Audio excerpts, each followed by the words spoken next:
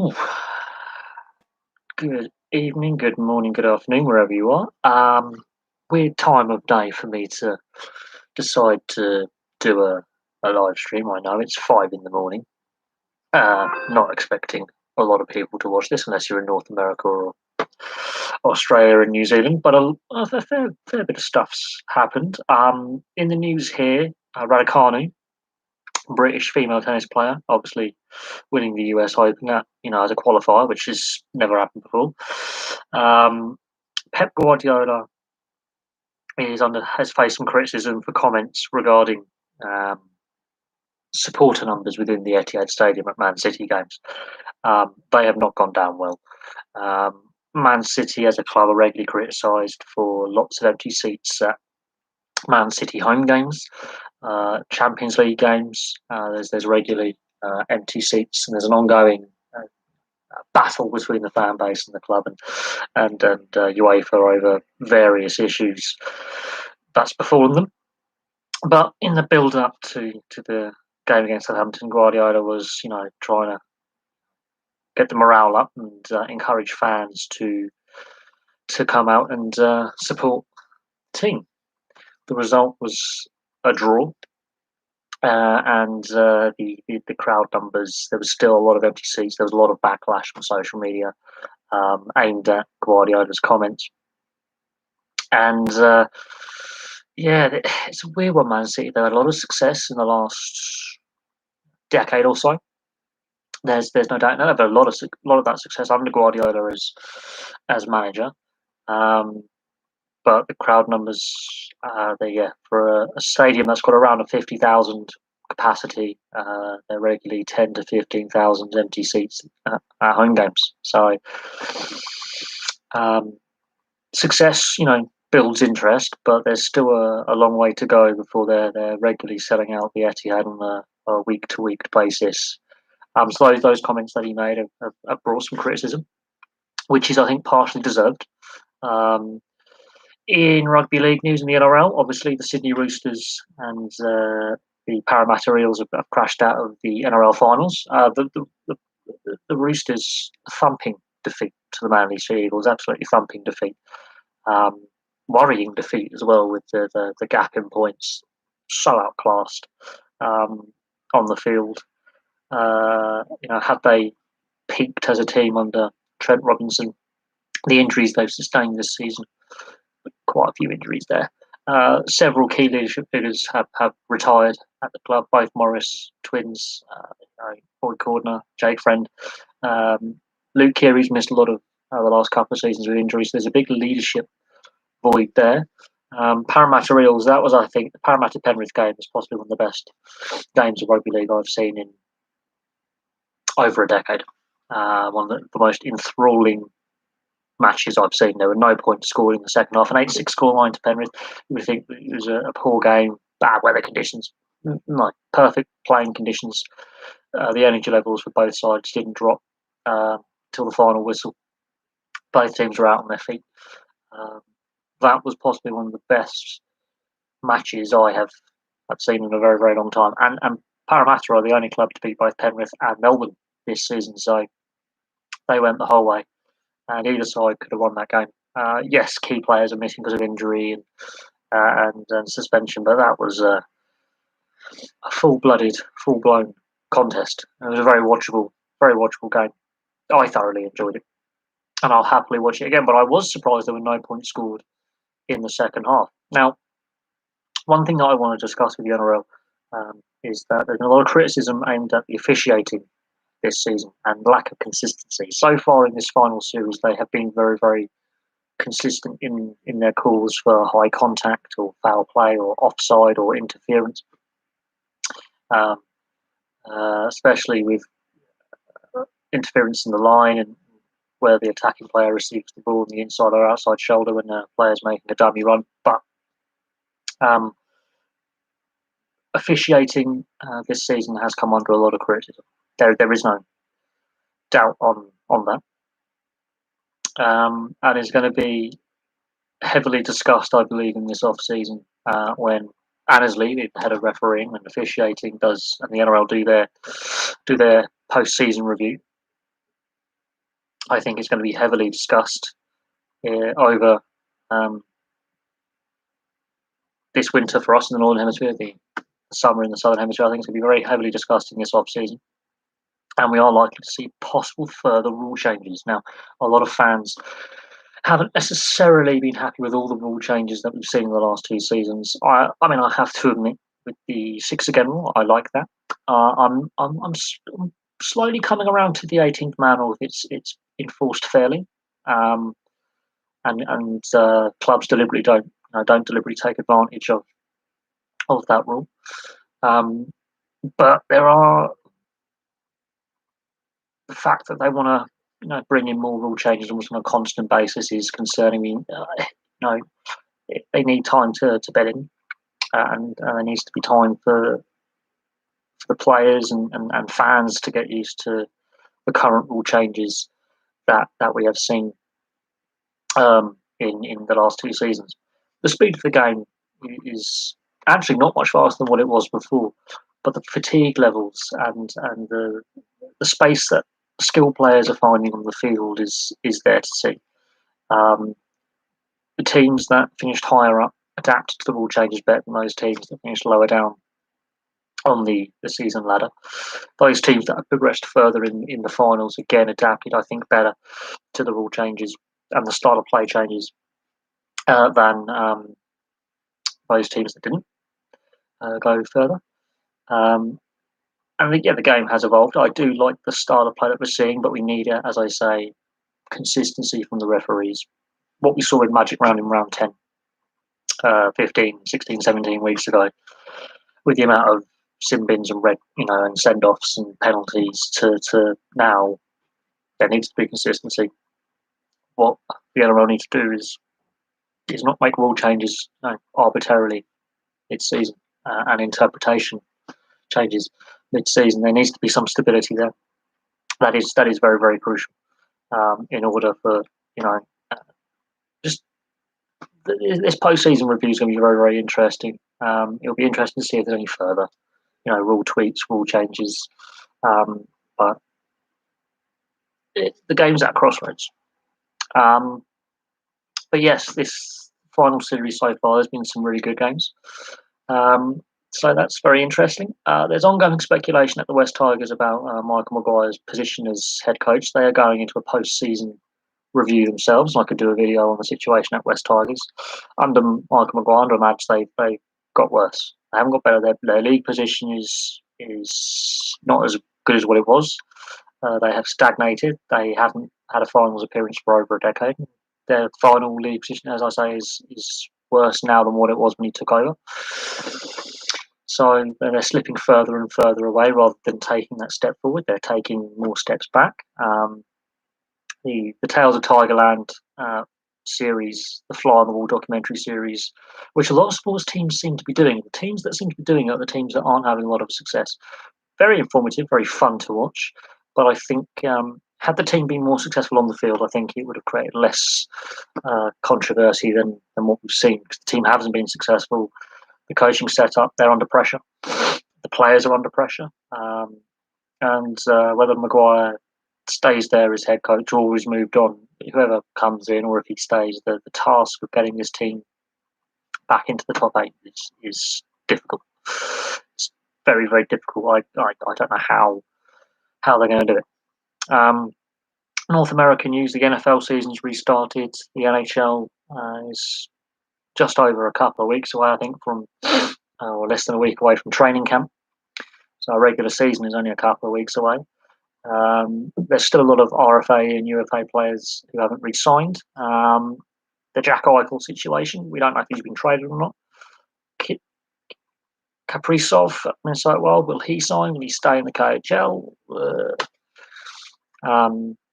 The Evander Kane situation, obviously the NHL are investigating allegations that he breached betting rules and bet on San Jose Sharks games and other games that the teams that he was playing for. The allegations made by Evander Kane's ex-wife, they're highly interesting. The Chicago Blackhawks abuse investigation, that's going to be quite damaging, I believe. There are calls for Stan Bowman not to go to the Olympics as Team Canada's general manager from various quarters. That the revelations that came out are very damaging, not only for the team but for the league and for those high up within the NHL organisation behind the scenes. It's very damaging allegations. Heads should and will, I think, roll from this scandal.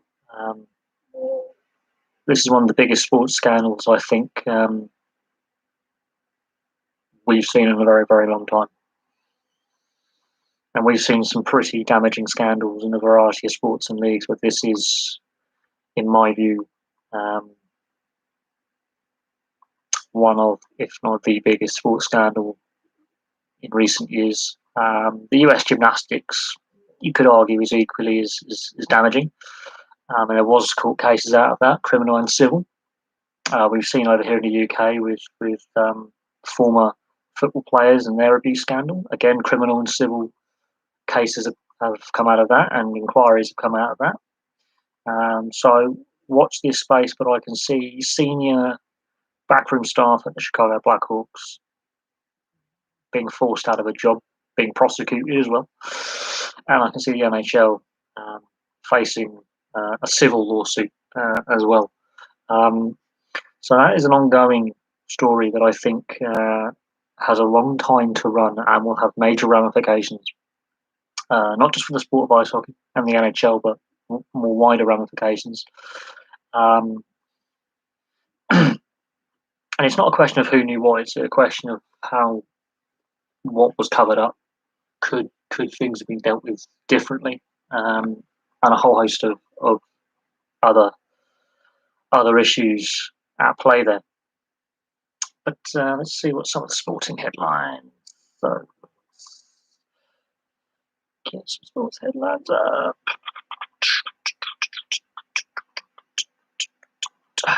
Beeps the sport, beeps the sport, beeps the sport. So yes, Pep Guardiola has come out and said he feels guilty after his side, after the 0-0 draw against Southampton. He refused to apologise for calling on City fans to attend the game. His side managed a single shot on target. But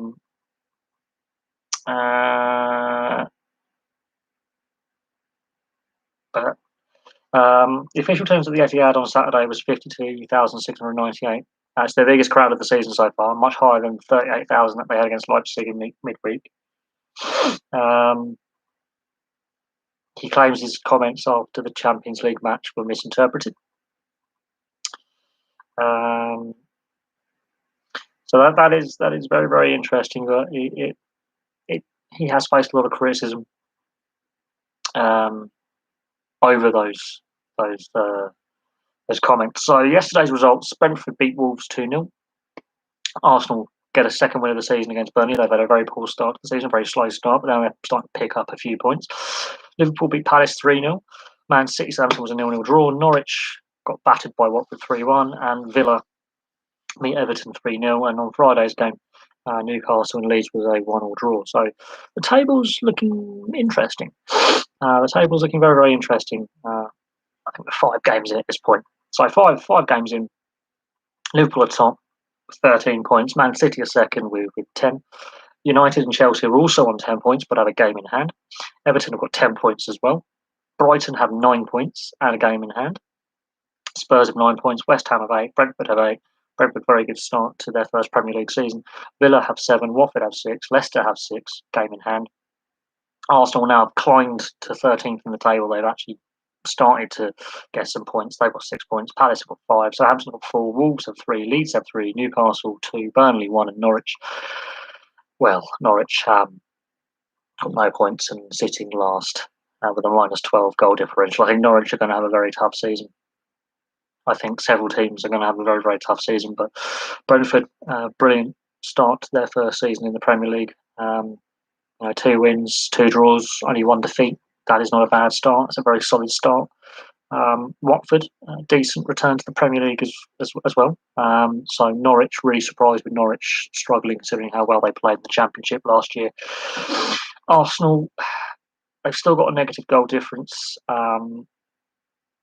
They've lost more games than they've won. So there's been a lot of criticism thrown at Mikel Arteta. They haven't scored a lot of goals, Arsenal, either.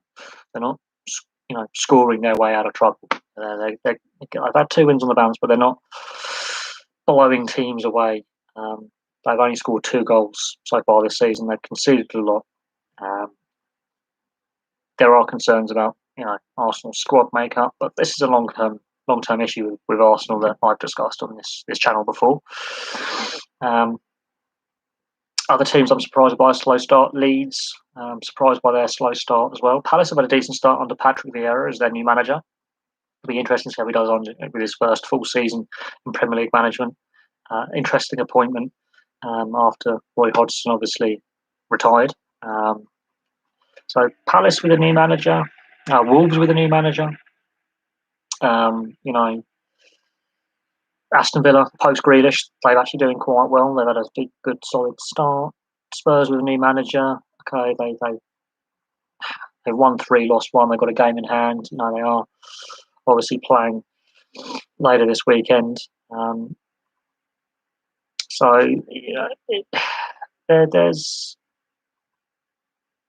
It's very early on in the season. I don't put too much stock into the early month or so. We've already had an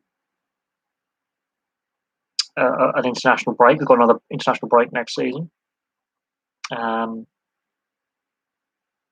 So it's going to be very, very interesting to see what the league looks like after, let's say, November, in the run into the Christmas break and Christmas fixtures and the winter and January transfer window. So I think we'll have a rough idea of who's going to win the league or compete for the league and who's going to be battling relegation. But Brighton play Leicester at 2:00. West Ham play Man United at 2:00, and Tottenham play Chelsea at 4:30. So that's 3 really interesting games. And each one of those games has got teams who will be in the title hunt this season. Leicester, Man United, Tottenham, and Chelsea all will be in that title hunt, I believe, this season. Brighton have had a good solid start to the season, so all those teams have had good starts to the season. But it's very early on to really have a full idea of how the season's going to look. Australia in rugby union beaten South Africa 2 games in a row. They won both games against the Springboks. That's interesting. The SPL, St Mirren and Hibs drew 2-2. So the SPL's had an interesting start. St Johnstone beat Aberdeen 1-0. Hibs, St Mirren 2-2, and Ross County Hearts 2-2. So at the moment, it's Hibs and Rangers on 12 points, and Hearts, all 3 of them are joint top 12. Motherwell with 10. Celtic 5th to start the season so far. They have got a game in hand, but and they've got a better goal difference than the teams above them, but they need to win today. Aberdeen got 8 points. Again, in the SPL, it's too early, I think, to really predict what's going to happen. Hopefully, it's again another competitive season, but we shall see. If you're interested in MMA, the Bellator 266 is currently live. Kent beat Somerset to win the T20 Blast. So if you're interested in cricket, Kent have won that.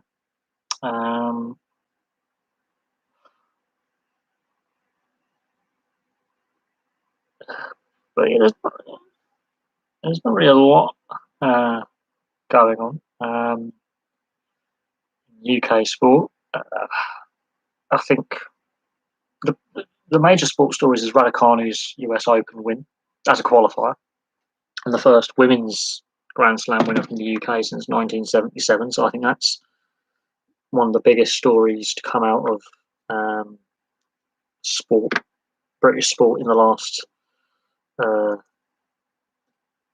week or so. Amazing achievement. Hopefully, she continues with her career development and is not just a one-off event when it comes to Raducanu. Hopefully, she can win other major tournaments in the years to come. I feel that will go a long way to improve the quality of tennis players we are producing in the UK. Andy Murray and his brother Jamie Murray have had a fair impact on the improvement of quality within the sport and on the growth. And long may that positive growth and development of the sport in this country continue. Tim Hemmon and Greg Rosetsky, I believe, were the catalyst for Andy Murray to become a professional tennis player. And Hemmon came close to winning Wimbledon, but fell just short on a couple of occasions. But now that we have 3 players who won multiple singles and doubles titles, the Murray brothers and Raducanu, in my lifetime, that should prove to be the catalyst for other up-and-coming players to take that next step and take up the sport professionally. We host one of the major 4 majors, one of the 4 Grand Slams, and it is very nice to see that again we have another Open champion and the first female.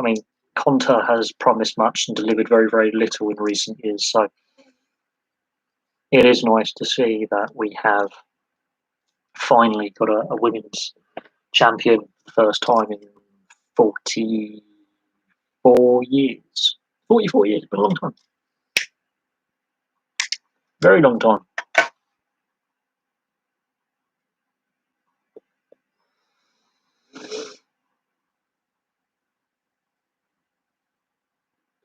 But the Raducanu story is an amazing story. And as I say, hopefully it inspires others to take up the sport, and especially kids. And hopefully that is a positive, long-term growth of the sport in this country.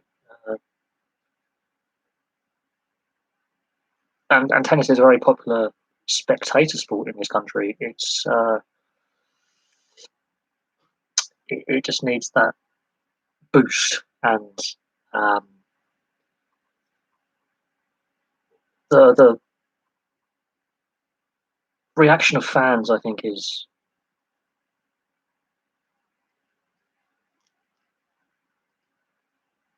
important.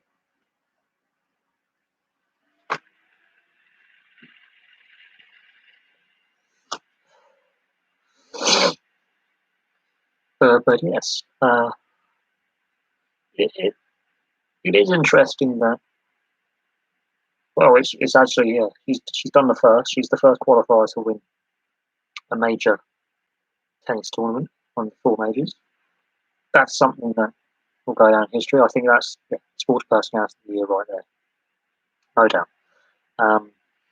In regards to the NHL and the Olympics, the NHL has, I think, 3 more months to 100% confirm that they're going.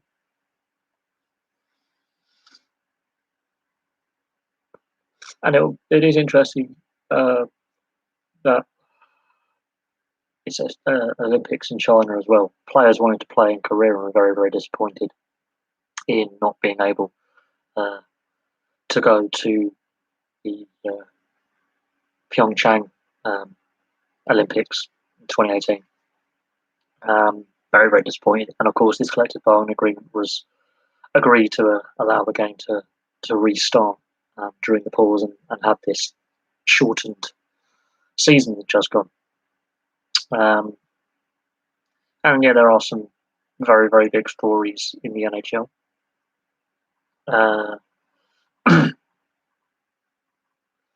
Also, what we've seen in the F1 with the Verstappen and Hamilton collision, the halo device, the battle for the World Championship, that's heating up in a sport that I've lost a lot of interest in, and new regulations are coming in the next year or so. So it'll be very, very interesting to see what happens the rest of the season.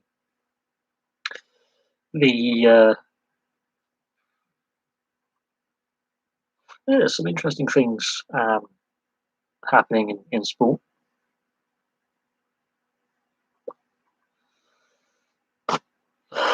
But yeah, the NHL, as I said, with the Chicago Blackhawks, that's going to be a very, very interesting what comes out from that scandal.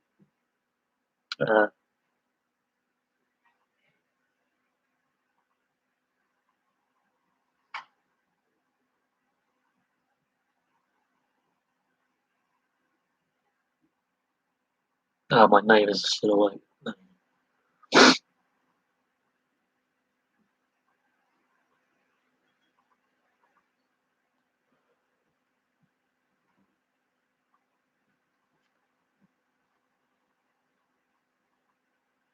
But yeah, so a fair few things going on. I mean, as I say, I was very, very impressed with the Parramatta Penrith game.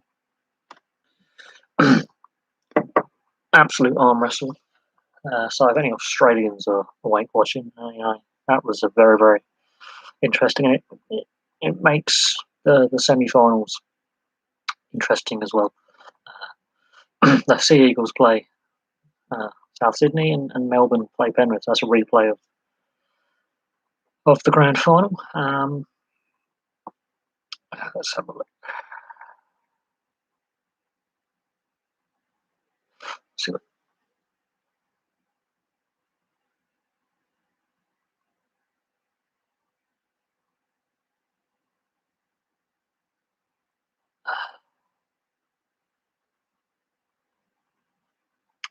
So yeah, let's see what's happening in the NRL overnight.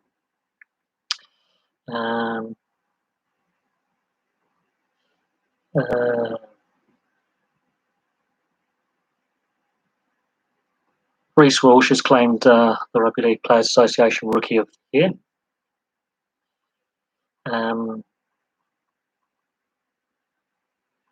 Brad Arth has been backed after an inspirational performance in defeat.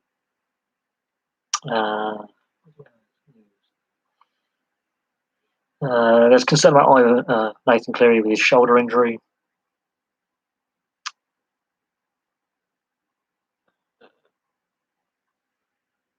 There's rumours about Mitchell Pearce staying at the Newcastle Knights.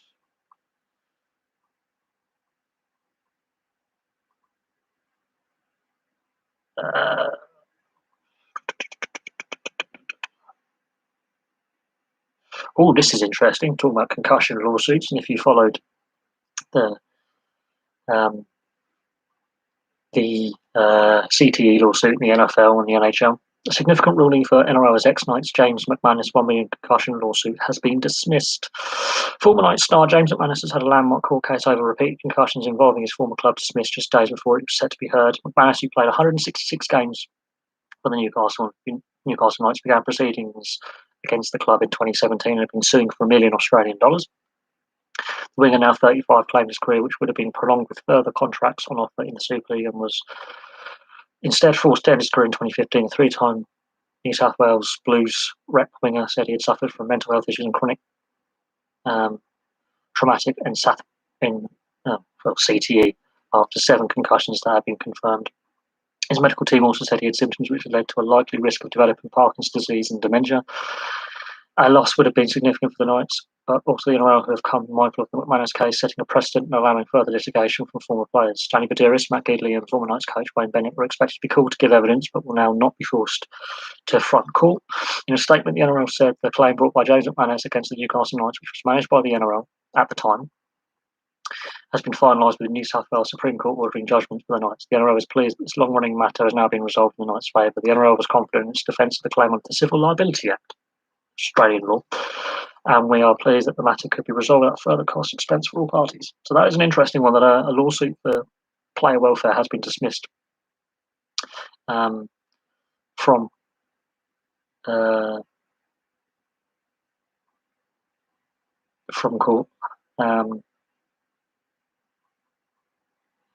Billy Slater is set to be named as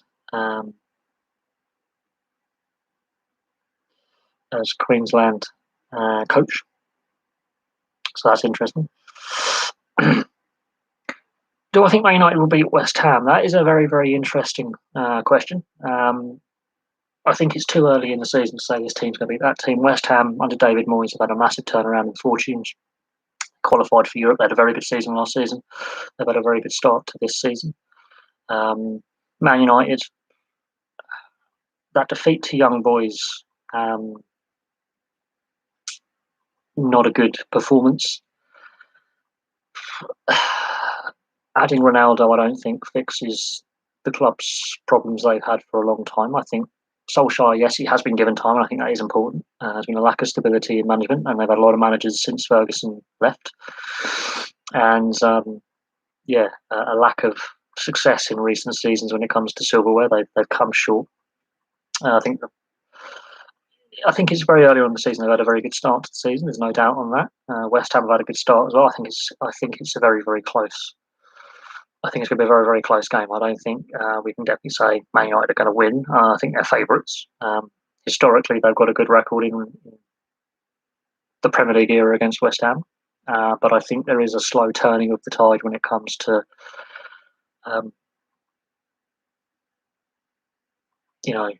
who's going to be winning titles. I think this big six argument is flawed.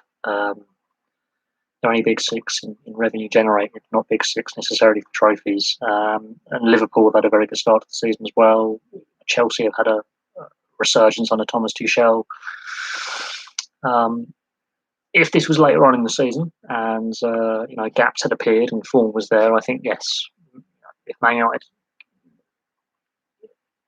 can continue developing under Solskjaer and getting results and being in the top four, then yes, I honestly believe.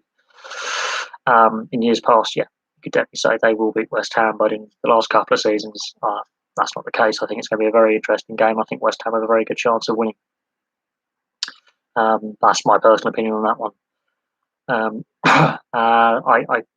There's no definite, yeah, they're going to win. I think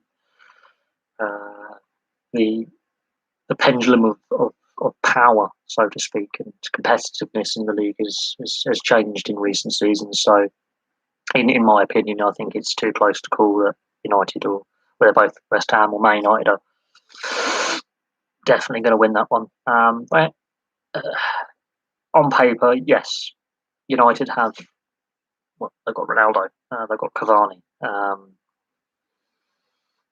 but West Ham have, I think, a better work ethic. Paul Pogba is still an enigma all these years on. One game he's brilliant, next game he's invisible, and then he goes from being brilliant in games to invisible in games. So it's, I think, teamwork and energy and have a lot to do with it. I don't think West Ham have any passengers in their team, whereas Pogba can become a bit of a passenger. And the Lingard situation, he had a resurgence of form under David Moyes at West Ham. They didn't decide to sign him full time. He's gone back to Man United. And the mistake against Young Boys, no, Lingard's a confidence player. Does he have skill and ability? Yes. So it'd be interesting to see if he can bounce back from that mistake. And it'd be interesting to see if Man United can respond from that defeat in Switzerland. Be very interesting. If that was a Fergie team, you were expecting a angry response. But this is a Solskjaer team. So it'll be interesting to see what actually plays out later on. Very, very interesting. We'll see what happens at 2:00 our time in the UK. But it's earlier in the season, so I don't put a lot of stock into some of these early games. The season's still very, very young. There's a lot of football to be played. Anything could happen: injuries, suspensions, confidence could, loss of form. Just remember what Leicester did in 2015, 2016. They just got on some momentum and it didn't stop. They just built some momentum up and carry that on till the final game of the season. So what we saw last season was the title was actually won and lost over the Christmas period. And that's where Man City basically won their title, was over the festive period. So December, January, February time. So we're very early on the season. A lot can happen, but we'll see what happens. There's meant to be some bad weather later on. There's weather warnings in place, so the weather conditions could have an impact. So if there is heavy rain, I'll have to see where the game is played. If it's played in London, I think the weather conditions will definitely have an impact on how the game is played. If it's played in Manchester, I'm not sure what the weather's going to be like in Manchester, but if it is played in London, the weather conditions definitely will have an impact.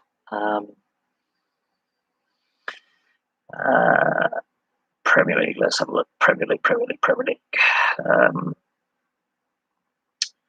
The game has been played in London and there is a weather warning in place for heavy rain, so that could have a massive bearing on how the game is played.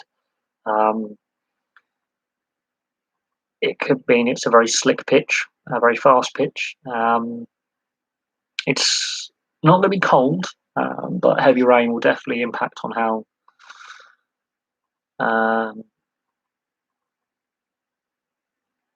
it definitely will impact how the game is played. If it is heavy torrential rain, that will become energy sapping, and it's all about fitness at that point and adapting your style of play to the conditions. Yes, you've got to play the team in front of you, but weather conditions will have a massive bearing on how the game is played, and you've got to adapt to the weather conditions as well. And the team that adapts best to the weather conditions will definitely be in pole position to win the match in the end. But it all depends on how heavy the rain is, when the weather hits, and a whole host of other things. But it'll be an interesting game. I have no doubt on that. Very interesting game. We'll just have to see how it all plays out. The West Ham, the City of London Stadium playing surface is a very, very good playing surface. It drains quite well. We've seen that many occasions. This game was at Old Trafford with heavy weather. Old Trafford has been known at times to be a difficult pitch in bad conditions. Even for a world-class stadium like Old Trafford, the playing, if this was played in Manchester, the playing surface has been known to cut up and not drain as well and be a difficult pitch to play on. They've had issues in the past with the playing surface there, so the weather could have an impact. But Man United are favourites, but I don't believe they're like massive favourites. If that makes any sense. It all depends on how Pogba plays, who gets off on the front foot, whole host of things. The first 5, 10, 15 minutes should go a long way to telling us who is going to win that game. But it's an interesting question, nonetheless. It also, we'll have to see, what the starting lineups are, and go from there. Really, it's a very open-ended question. I don't do predictions really. I'm not very good at predicting results and winners and losers. I might have got the Euro 2020 Italy Championship win correct. I was very incorrect about how England were going to play. They played a lot better than I thought they would. So me with predicting stuff, I'm not that accurate, all be told. But yeah, as I say, the weather's going to have a big bearing on how the game is played. Much like in the NRL, with the games being played in Queensland, it's warmer in Queensland than New South Wales, which has a bearing. They're playing a lot of regional matches, and the playing surface again has an impact on how matches are played. If it's a flat track, the game is a faster pace. It's an interesting question, but I couldn't tell you if Man United are definitely going to win. I think they have a very good chance. But again, it all depends on. Yeah, I think the weather conditions will have a part to play, team selection, and the tactical lineups, like the what we saw in the FA Cup last season. I think Man United played West Ham, and tactically, um, changes had to be made. It was like the Liverpool Man United FA Cup game. That was a very interesting game. Tactical substitutions were key in that game. Game could have gone either way. Finished 3-2 to Man United, I believe.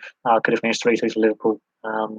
So tactics have a big part to play in how things go. But look at Man City yesterday against Southampton, 0-0 draw, one shot on target. So it's all well and good having loads of possession, but if you can't do anything with it, then you're not going to win a game.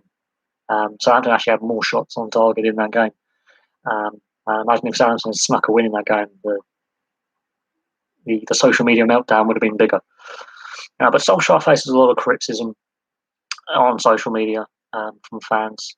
He faces a fair bit of criticism in the mainstream media as well from experts and pundits. It's not all Solskjaer's fault. There's a lot of issues at Man United that still need to be resolved. There still needs to be more squad turnover. Um, uh, there's still issues with the makeup of the team, the balance of the team, and the Pogba situation. He's an exceptionally skillful player, but he's also exceptionally frustrating to watch. My next door neighbour is a Man United fan, and he doesn't care if Pogba stays or goes. He'd rather he goes and they move on from the Pogba experiment. It's the second time he's played at the club. He was let go by Fergie for a reason.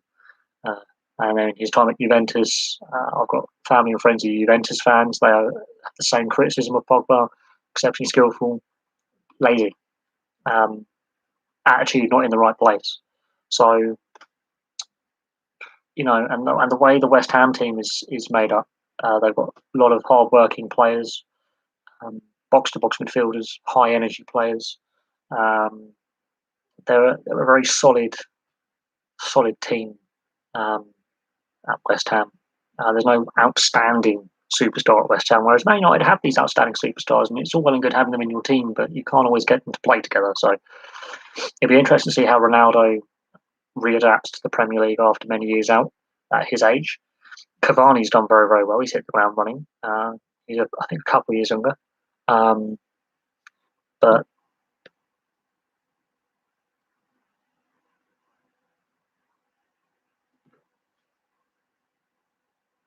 you know,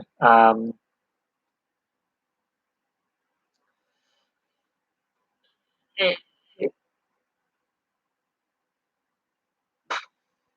it's just how you can have a team of superstars, but you don't win trophies. Real Madrid, the Galacticos era, will tell you that they had a starting 11 and a reserve 11 of superstar players, and it just didn't work. Look at Barcelona right now. Two really bad defeats to Bayern Munich in the Champions League. 3-0 in the week. Barcelona's a team in crisis. Superstar players at the club can't win anything.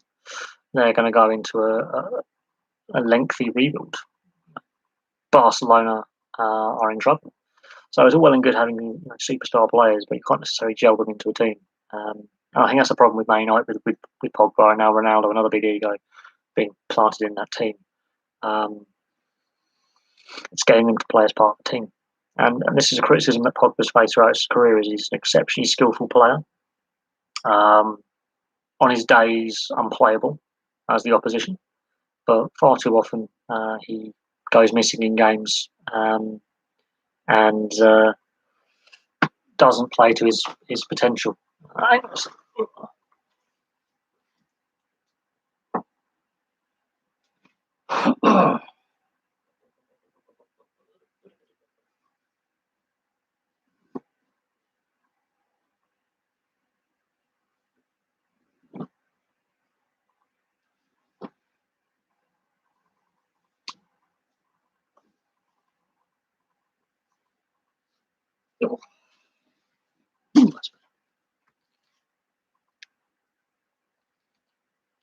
Oh, better. But yeah, it's an interesting question. Do I think Man United are going to beat West Ham? I think historically their record is very, very good, but um, times are a changing, in my opinion. But there is a power shift within the Premier League, so um, I don't think it's a given that they're going to win. Let's have a look at TSN. Let's have a look at TSN. Let's see what's happening in the NHL. Let's have a look. Let's have a look. Let's have a look. Scratch,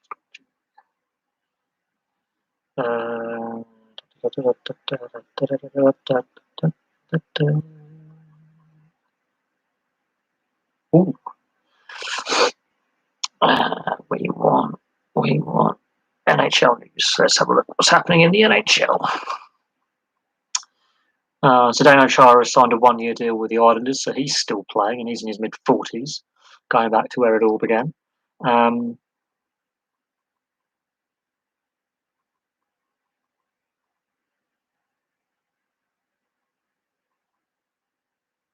Oh, this is interesting. So, in regards to the Chicago Blackhawks abuse allegations, Chicago Blackhawks star Patrick Kane said on Friday he has participated in the investigation into allegations of then the assistant coach assaulting two players in 2010, adding he did not know anything happened at the time. Obviously, very serious allegations, and everyone knows that. And this is what he's saying at the annual NHLPA pre-season player media tour. So he was asked questions on the pre-season media. But I will say that I didn't know anything about it at the time, and I did participate with the investigation. Kane's comments were his first since the allegations came to light. Blackhawks launched the investigation led by a former federal prosecutor and pledged to release the findings. Three-time Stanley Cup champion said he also was unaware of homophobic bullying of one of his former teammates that ensued. Obviously, disturbing, Kane said. You never want to hear that type of stuff. I feel for someone making those type of allegations, and hopefully it didn't affect the player too much, but I'm sure when you're hearing that type of stuff, obviously it could affect you deep down. Not so sure on that statement. The NHL Deputy Commissioner Bill Daly told the Associated Press that the Blackhawks investigation was proceeding but did not have a time frame from when it would be completed. I think it's going to be a long-term thing. The team pledged to release the findings of the investigation, a decision the league supports. We probably would have supported the decision if it was different, if it was made for the right reasons. Since these allegations arose, I think the Blackhawks as an organisation have handled everything in the right way and they've taken the proper steps. We'll see at the end of the day what comes of it. Two lawsuits have been filed against the team earlier this year. The first alleges assault by trainer Bradley Aldrich during the team's run to the 2010 Stanley Cup, and the second was filed by a former student who Aldrich was later convicted of assaulting in Michigan. According to TSN, two Blackhawks players told the then skills coach Paul Vincent in May 2010 of inappropriate behaviour by Aldrich. Vincent said he asked mental skills coach James Gary to follow up with players and management. Vincent was called into a meeting with then team president John McDonough, general manager Stan Bowman, and hockey executive Al McIsaac. And Gary the next day, he said he asked the team to report the allegations to the police, and the request was denied. In an email to the Associated Press earlier this summer, Vincent said he stands by everything he said to DSM. Bowman and former coach Joel Grenville, who is now with Florida, have said they will cooperate with the investigation. So that's interesting. Players are now giving press conferences and other bits and pieces. The Bell Centre in Montreal was to host the 2022 NHL Draft. The NHL announced Friday that the Montreal Canadiens will host the 2022 NHL Draft at the Bell Centre on the 7th and 8th of July next year. It will mark the 27th time the city has hosted the NHL Draft and the first time since 2009. The city was scheduled to host the 2020 NHL Draft, which was moved to a virtual event for health and safety precautions because of COVID-19. The league added that the NHL club executives, scouts and coaches will be present on the draft floor, while fans and media will also be expected to attend. We are proud to announce that once again we are conducting our draft in front of the great fans of the Montreal Canadiens. Gary Bettman says in a statement, Montreal, the site of the first NHL draft in 1963, is a wonderful place to bring the NHL family together to focus on the future of our game as our clubs call the names of top prospects from around the world. We also thank Jeff Molson and the entire Canadiens organisation for their cooperation and support when we needed to conduct the draft remotely the past 2 years. The draft will go 7 rounds with Kingston Frontenac's forward Shane Wright to be the favourite to go first overall. Interesting.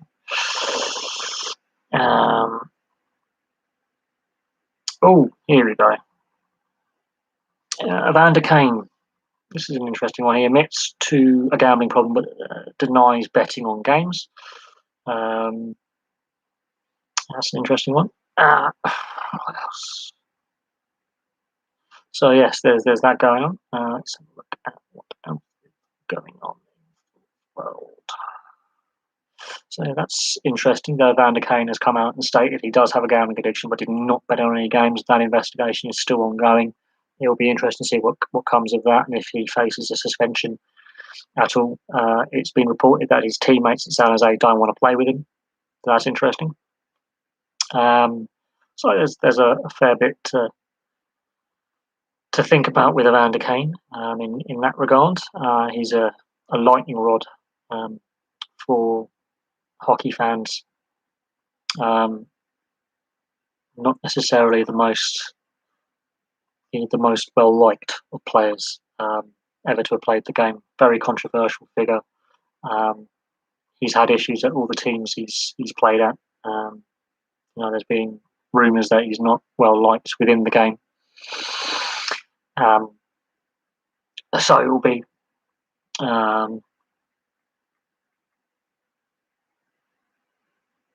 be interesting to see what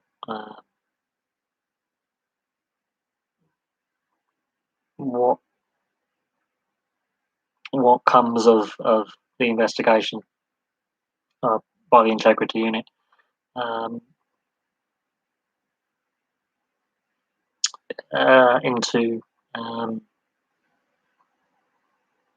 Into Evander Kane. Well, British Touring Cars returns this weekend at Croft in Yorkshire. That's something I'm looking forward to. Massive fan. Should do some videos on it, really. So that's something to look forward to later today. Just got to see how the weather impacts it. I do actually like wet weather motor racing. It creates a leveler for the sport. So it really does level things up. What is the best sport? Well, it all depends. It's all subjective. It is all subjective. My favourite sport's rugby league and ice hockey. They're my favourite sports. Obviously, people like association.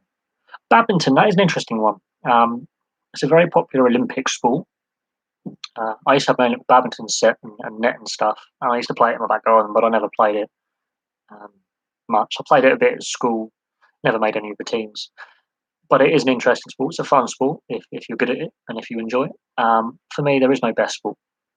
There is no best sport. It's all subjective. So I could give a list of my favourite sports, and I've done that before. But I don't think there is a best sport. I think that's again, it's a subjective. So my list of favourite sports will be different to your list of favourite sports, and someone else's list will be different again. And if we all put down our top 5 favourite sports, they're all going to be different. Curling, I have watched curling, and it's a sport that's interesting. It's a very interesting sport, very similar to bowls, just on ice. Really, I think that's where it derives from. It's obviously a very precise technical sport, and it's a very, I think, relaxing sport. I think as well. It's more of a mental side of things, but it's not on my top 5. But I have watched it at the Olympics, and it's very popular in Scotland. It's very popular in Canada, and it's very popular in Scandinavia as well. So a fair few. There is a professional curling league as well. It's not, which is bizarre, but it's a very popular winter sport in some countries. It is played at the Olympics, and Great Britain, ironically, does have a very good history in curling. Is curling a blood sport? I think blood sports, boxing, MMA, and martial arts. I've got friends who are boxers and martial artists and MMA fighters. A couple of my friends are boxing trainers. Two of them own their own gyms and have professional fighters on their books. I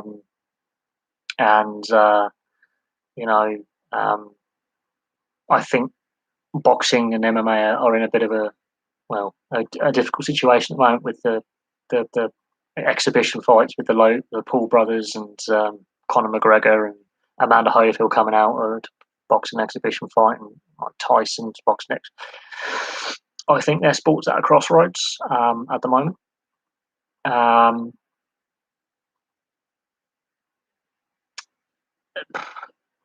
I used to be a big fan of boxing. I've done a bit of kickboxing and a bit of sparring and stuff. I've got friends who are amateur and professional fighters, so I've seen them fight and I've seen them train, and it takes a lot of discipline and a lot of hard work to be a champion at any level. But I think at the moment, boxing and MMA and other martial arts and blood sports are in a crossroads, and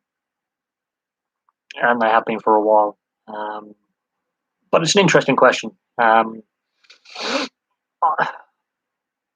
don't mind watching the occasional big fight, but my joy of those sports is not what it was. And as I say, I've done a list of my favourite sports, and I'll do another updated list. And boxing, MMA doesn't make the top 5, doesn't make the top 10.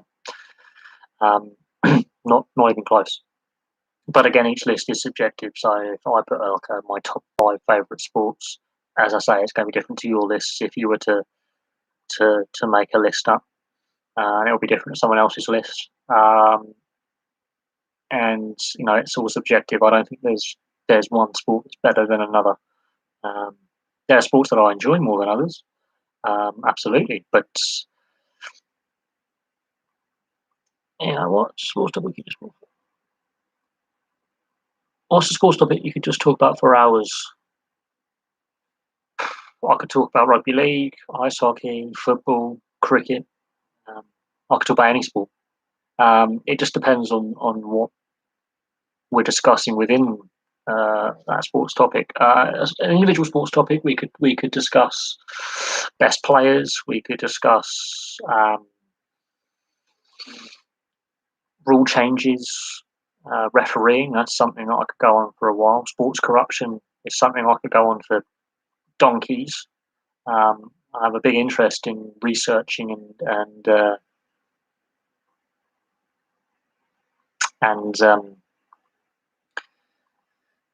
discussing. Do I ever feel alone in a crowded room? You can do if the crowded room is full of idiots. Do I ever feel alone in a crowded room? But no, any sports topic really. It depends on the topic and who you're discussing it with and what they want to get out of the discussion. If you're discussing with a group of people about sports administration or sports corruption or a sporting event or your 10 best players or naming an all-star team, naming your personal all-star team, which I have done in the past with a friend. We spent many hours coming up with our favourite all-star cricket team of current players versus ex-players. That was like a 4 or 5 hour discussion between 2 cricket fans, and we only disagreed on I think 3 players in our lineups. We almost came to a consensus.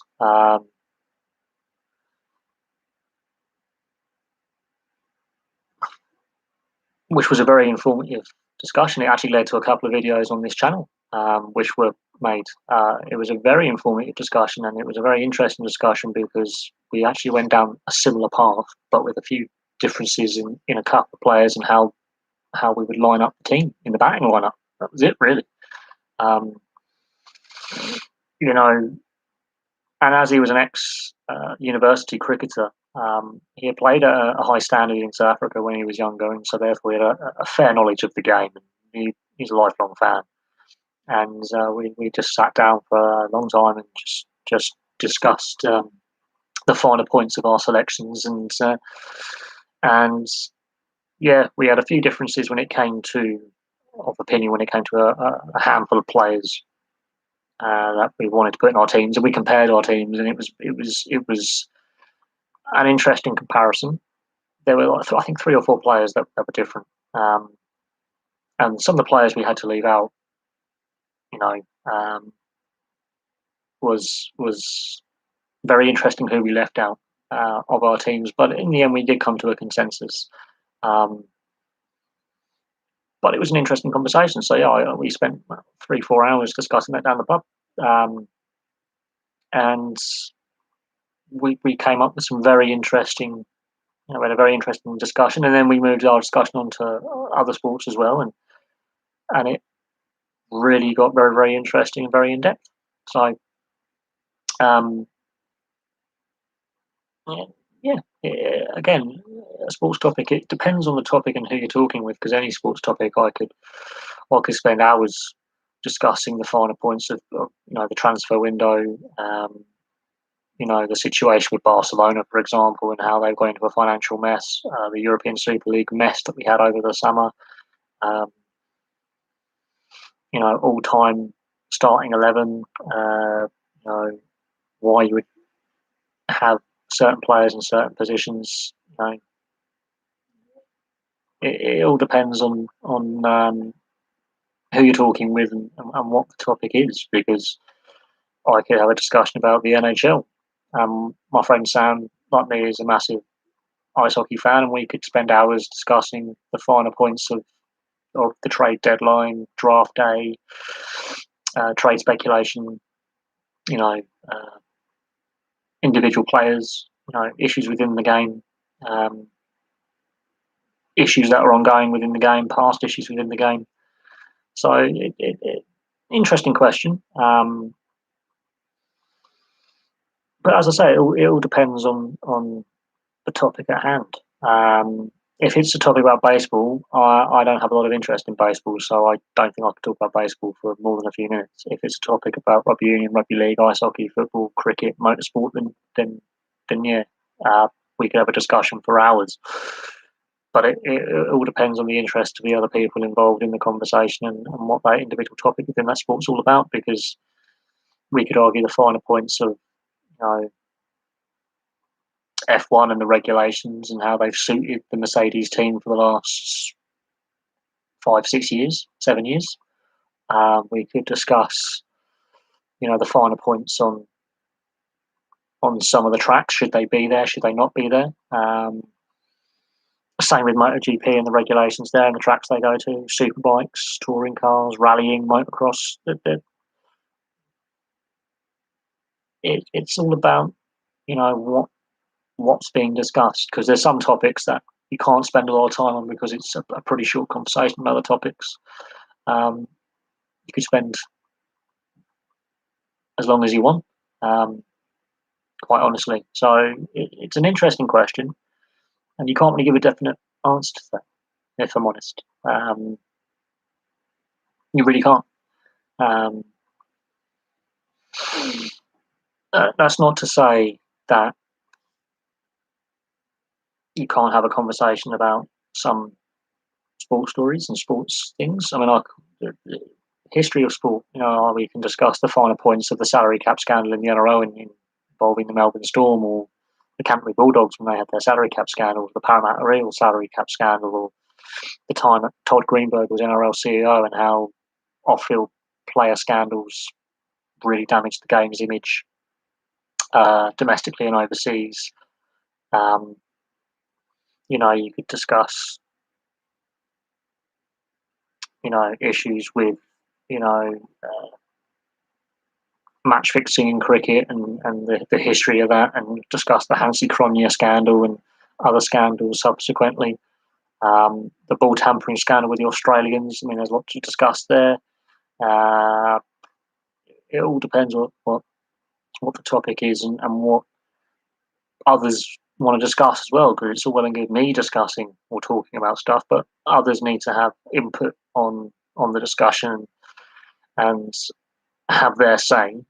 They might come from the discussion from a different point of view, which is, understandable. But that's an interesting question. Very interesting question. No doubt. No doubt. But, uh, some of these sports scandals are still ongoing, like the Chicago Blackhawks. I mean, that could, rumble on for a long time. The 2006 Italian match fixing scandal. The effects of that are still being felt by Italian football now.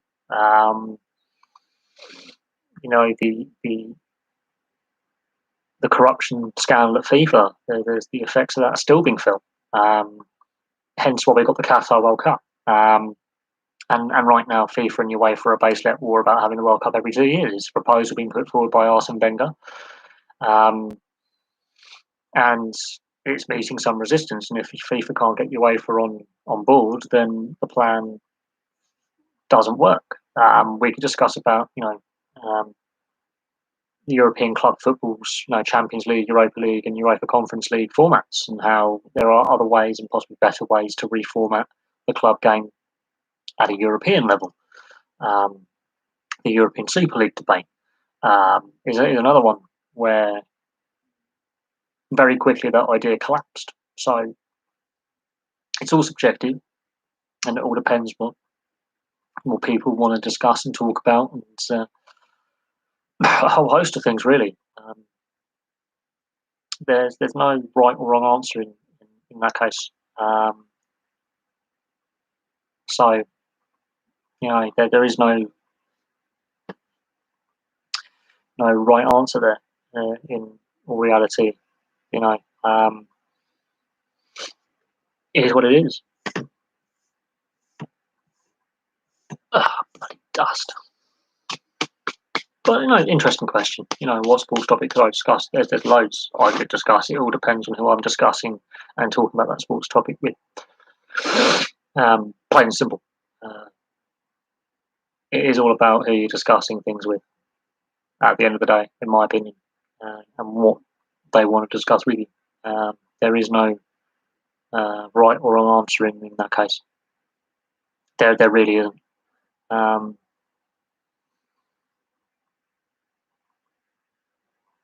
So, yeah, interesting questions. Very interesting questions. But there we go. I'm going to leave that there. I just thought I'd do a little late night, early morning live stream where I am. Not my best, I will admit, but a couple of interesting questions came up. So a little interesting, little chinwag. But yeah, I'll have some more videos coming for you very, very soon.